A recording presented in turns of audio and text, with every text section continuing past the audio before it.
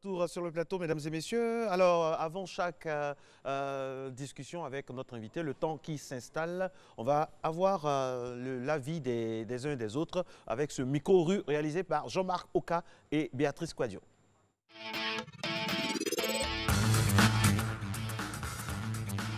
Bon, je crois bien qu'aujourd'hui, c'est les hommes qui éduquent les enfants dans la famille.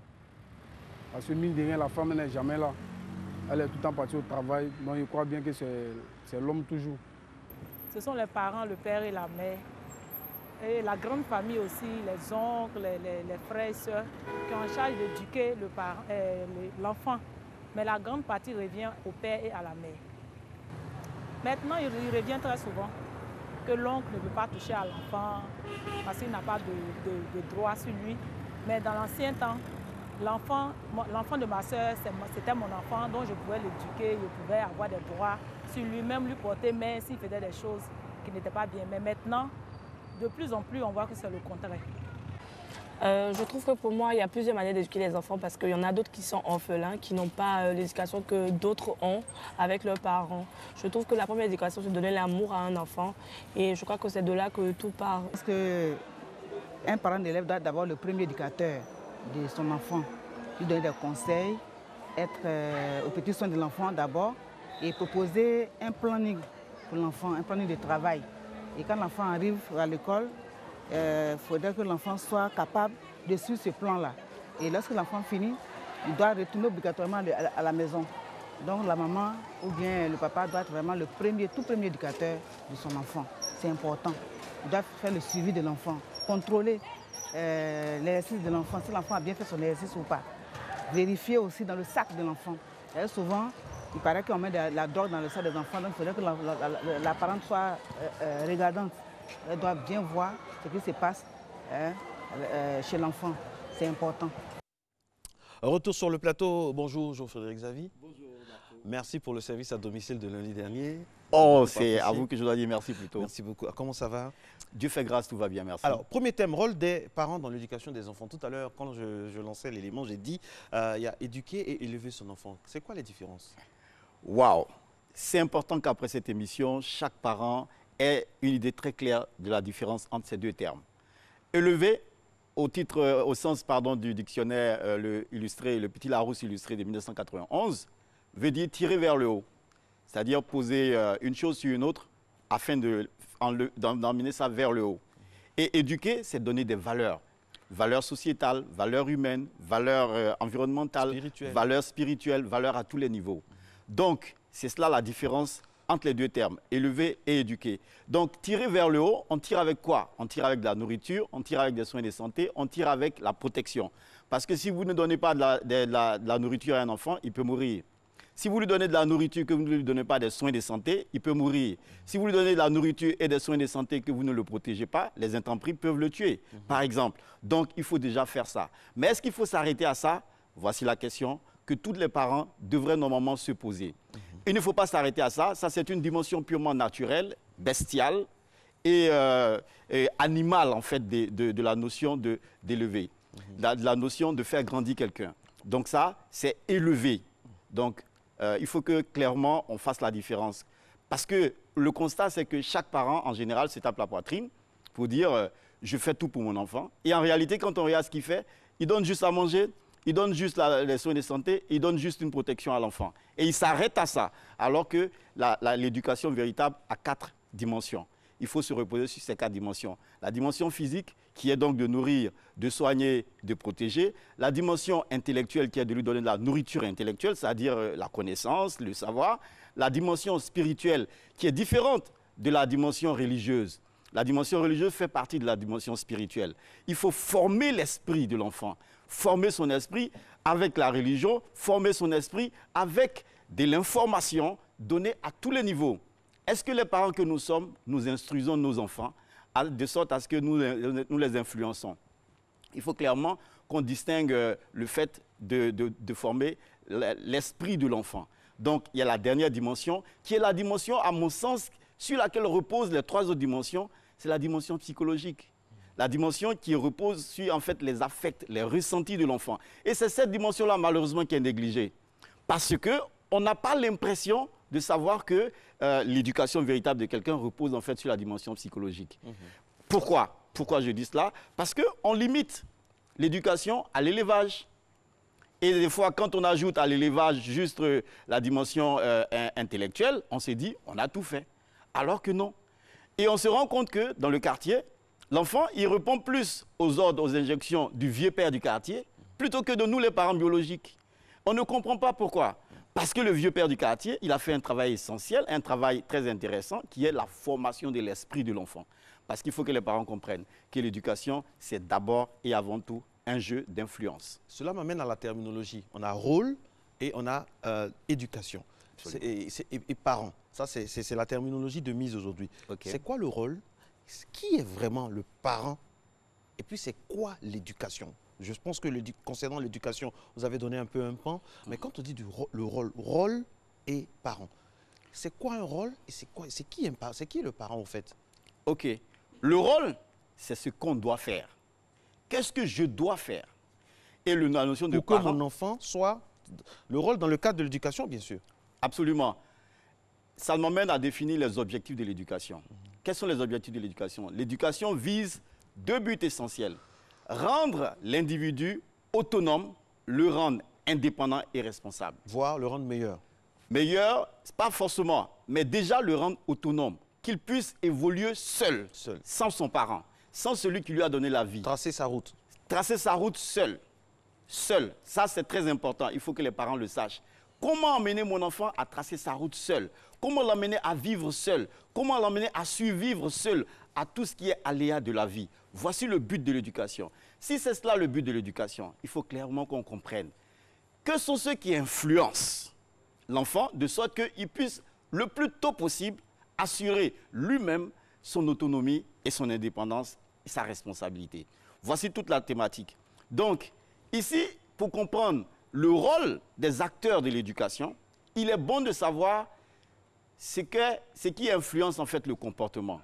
Il faut qu'on voit la genèse même de la naissance du comportement de l'individu. Parce que quand on juge quelqu'un en général, on le juge à son comportement. Et c'est au vu de son comportement qu'on dit qu'il est bien éduqué, qu'il n'est pas bien éduqué, etc. Donc comment ce comportement-là naît? Le comportement naît en général des messages qu'on reçoit, de ce qu'on voit, du conditionnement de l'homme. À quoi j'ai été habitué. Qu'est-ce que j'ai entendu dans mon environnement comme message? Qu'est-ce qui m'a affecté?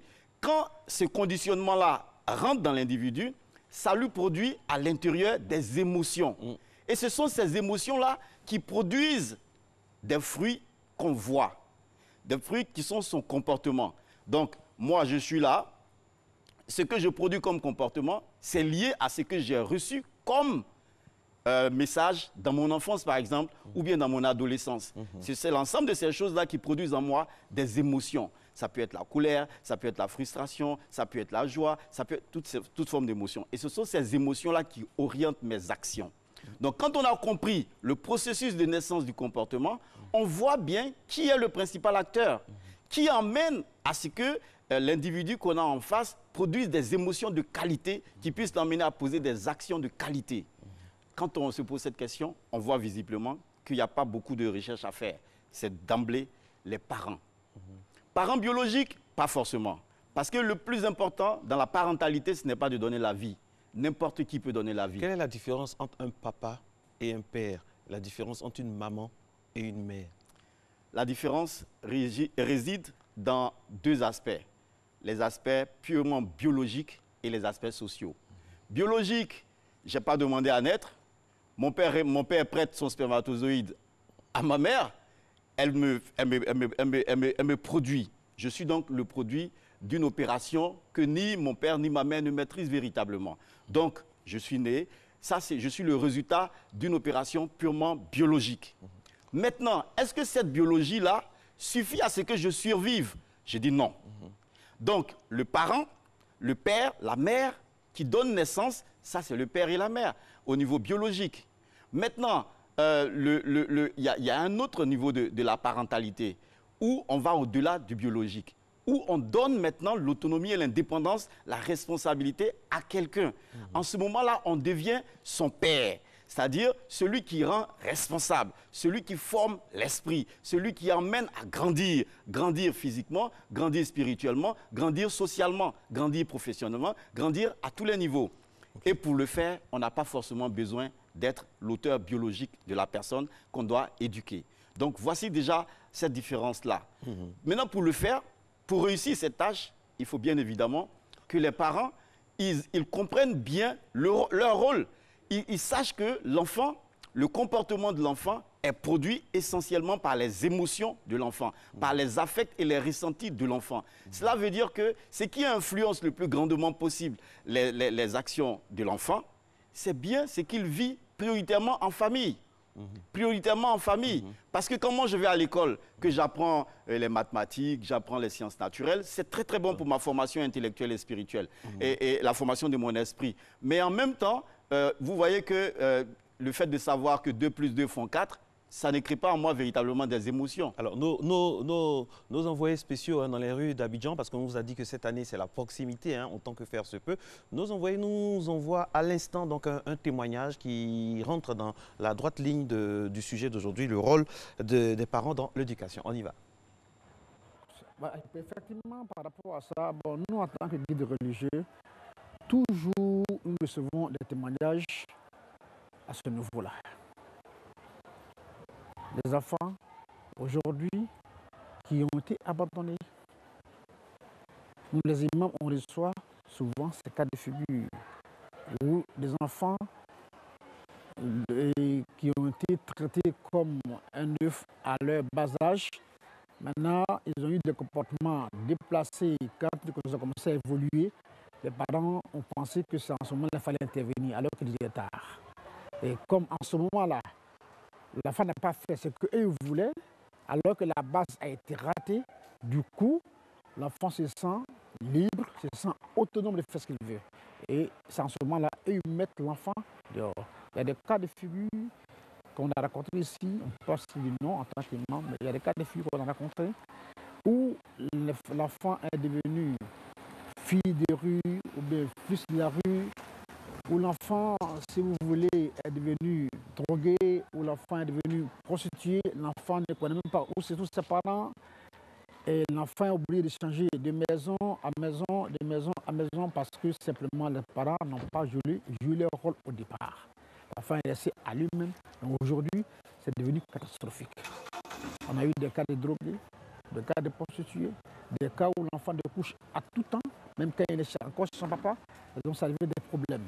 On a vu des cas de figure où les parents viennent même nous voir pour dire ils m'ont fait des prières pour nous parce que j'ai tel enfant, il y a tel garçon, il y a telle fille, voilà ce comportement, je n'apprécie pas, j'ai tout fait, je n'ai pas pu. Donc ils viennent nous voir pour nous dire ah, vraiment faites des efforts pour nous, pour faire des prières pour nous, pour que l'enfant puisse revenir sur le droit chemin. Mais quand on leur pose des questions, on se rend compte qu'ils ont raté la base de l'éducation. Ils ont pris l'enfant au départ comme un œuf, mais maintenant que l'enfant est en train de déraper et ils veulent s'imposer, ils veulent lui imposer quelque chose, il est déjà tard. Ils ne peuvent pas. Donc ils ont recours souvent à nous pour demander des prières, en demandant au Seigneur pour que cet enfant-là revienne sur la droite, sur la voie droite, et puis bon, faire leur vie. Souvent on fait des prières, ça réussit, ils veulent faire des témoignages pour dire quoi. Bon, imam, Dieu merci, les prières ont porté. Bon, donc l'enfant est revenu à des meilleurs sentiments, il est arrangé, il est bien guidé, il n'y a pas de problème. Il y a des cas aussi, bon, on fait des prières, c'est vrai, nous sommes des humains aussi. On fait des prières, mais ils viennent dire, ah, jusqu'à présent, ça ne va pas. Au contraire, ça s'empire. Parce que, franchement, au départ, l'enfant n'a pas été suivi comme il devait être suivi par ses parents. Donc, quand c'est à un âge avancé que toi, tu veux lui imposer quelque chose qui se dit, il est pubère, il est majeur, il est, si tu veux, responsable. Donc, du coup, ça devient un bras de fer à ne pas finir. C'est des défis qu'on se lance de part et d'autre. Et donc, quand c'est comme ça, il faut chercher peut-être à avoir des psychologues, des sociologues pour essayer de. Avec, bon, des imams sont d'emblée des sociologues et des psychologues. Donc, nous, on fait tout notre rôle en parlant à l'enfant, en parlant aux parents, en faisant des prières. Mais comme je le dis souvent, ça réussit, ça passe de nous aide, et puis l'enfant revient sur la ligne. Mais souvent aussi, on fait jusqu'à ça ne passe pas. L'enfant devient différents pays. Moi, j'ai logé chez moi ici des cas de figure où je ne connais pas ni pas. Voilà, nos guides religieux vraiment souffrent parce que c'est vers eux généralement que les gens vont pour exposer des soucis. Ce qu'on peut retenir dans ce qu'il a dit, c'est que tout, c'est la base au fait. C'est de la base, c'est la base. C'est-à-dire, c'est vrai qu'il faut porter de l'attention à nos enfants, mais il ne faut pas les surprotéger, il ne faut pas les sous-protéger. Il y a un dosage à avoir, il y a à boire et à manger dans ce qu'il a dit, hein, le doyen. Absolument, Marco. C'est pour ça que j'ai commencé par vous donner les objectifs de l'éducation. Quand on a bien compris que le but visé par l'éducation, c'est de rendre la personne indépendante et autonome, c'est-à-dire la personne doit être capable d'évoluer seule, de grandir seule, de faire son chemin seul. Quand on a compris ça, on ne le couvre pas comme un œuf. Quand on n'a pas compris, c'est là qu'on a ce genre de comportement qui conduit à la surprotection ou à la sous-protection. En général, quand on a clairement en tête que mon enfant qui a 2 ans, il doit devenir autonome, on lui apprend à faire la cuisine. Parce que on sait que pour survivre, il faut bien qu'il, par exemple, arrive à se nourrir seul. Les parents ne se posent pas de questions concernant, par exemple, le jour où ils ne seront pas là. Parce que ni moi, ni vous ne sommes maîtres de notre souffle. On peut partir à tout moment. Et c'est la question que chaque parent devrait se poser. S'il m'arrivait aujourd'hui, à l'instant où je suis en train de parler, de partir, que Dieu me rappelle à lui, l'enfant que je laisse derrière moi, est-ce qu'il est capable d'évoluer seul? Quand je me pose cette question, il y a des comportements que je ne peux pas avoir. Et tout à fait, coach. Aujourd'hui, il y a la réalité, il y a Marius Théan, téléspectateur fidèle de Matin Bonheur, qui nous a fait une analyse vraiment magnifique. Aujourd'hui, qui éduque généralement nos enfants? Est-ce les parents? Sont-ce les parents, les répétiteurs, les nounous, les enseignants? Qui est au juste? Parce que l'enfant voyage dans des écoles, entre guillemets, dans des écoles de pensée, dans des écoles d'attitude. Qu'est-ce qu'on doit faire? Le parent à la maison, comment il fait pour faire la synthèse de tout ça au quotidien? Déjà, avant d'arriver à la fin de la question, on va commencer par le commencement. Qui sont les vrais éducateurs de nos enfants? En réalité, quand tu regardes dans la plupart des familles aujourd'hui, les familles modernes, on se rend compte que les parents ne sont pas véritablement les éducateurs des enfants. Les parents, ils disparaissent de la maison depuis 6 h le matin pour certains, jusqu'à pratiquement 19 h, 20 h, 21 h, 22 h pour d'autres. Comme nous. Bon, et quand c'est comme ça, l'éducation de l'enfant est abandonnée à la nounou. Et quel bagage la nounou a? La nounou elle-même a besoin d'éducation. Donc, la nounou ne donne à l'enfant que ce qu'elle a. Donc, les choses que nous, on ne veut pas, c'est ce que la nounou donne à notre enfant. Ça, c'est la première chose. L'enfant quitte les mains de la nounou, l'enfant atterrit à l'école. Est-ce que l'école, véritablement, donne à l'enfant des valeurs humaines, des valeurs sociales et sociétales qui l'emmènent à être responsable dans la société? Aujourd'hui, les choses sont organisées de sorte que l'école donne l'instruction à l'enfant et l'enfant se débrouille avec cette instruction-là pour se faire lui-même. Du coup, l'enfant, il se retrouve dans la cour de récréation qui l'influence plus que le professeur qui est en classe. Donc, en réalité, l'éducation de l'enfant, c'est-à-dire le système de don de valeur, est assuré en général par les pères, c'est-à-dire par les amis à lui. Et dans la rue, le vieux père du quartier, le grand frère du quartier, la grande sœur du quartier, qui influencent sa pensée plus que ses parents biologiques qui ne sont presque jamais là. Solution, pour terminer? Solution, il faut que les parents comprennent leur rôle et reviennent. Il faut qu'ils intègrent à leur agenda professionnel le soin qu'ils doivent prendre de la famille. Quelle que soit l'épaisseur de l'agenda. Quelle que soit l'épaisseur de l'agenda, il faut que je me dise que si j'ai un agenda chargé de sorte qu'il n'y a pas d'espace, il faut que moi j'arrive à intégrer à mon agenda professionnel le soin que je dois prendre le soin que je dois donner à ma famille, à mon épouse, à mes enfants. Il faut que je leur réserve une plage dans mon agenda très chargé au niveau professionnel. Si on le fait, on est là et ça ne suffit pas d'être physiquement présent. Parce qu'il y a des parents, ils sont à la maison, et tout le monde est là, il est sur son ordinateur, maman est sur son portable et les enfants sont abandonnés à eux-mêmes. Je ne parle pas de cela. On est dans le même espace, mais on n'est pas ensemble. Je ne parle pas de cela. Quand on est là, il faut se consacrer à la famille, se consacrer à ses enfants, organiser des activités de famille, être avec sa famille, faire des jeux éducatifs. Quand je parle de jeux éducatifs, je ne demande pas qu'on laisse amener les gens à partager, des moments, savourer les moments, les instants passés en famille. Absolument. Je dis à mon enfant, fais des recherches, on va se comparer, on va se mesurer l'un à l'autre. Et pendant qu'on est en train de se mesurer l'un à l'autre, je lui donne des valeurs. Ça, c'est comme ci, ça s'explique comme ça. c'est exactement ce qu'il faut faire. Merci Pas beaucoup. qu'on soit dans le même espace, chacun est livré à lui-même. Merci beaucoup à vous, Jo-Frédéric Zabi. On vous retrouvera mercredi prochain pour un autre thème.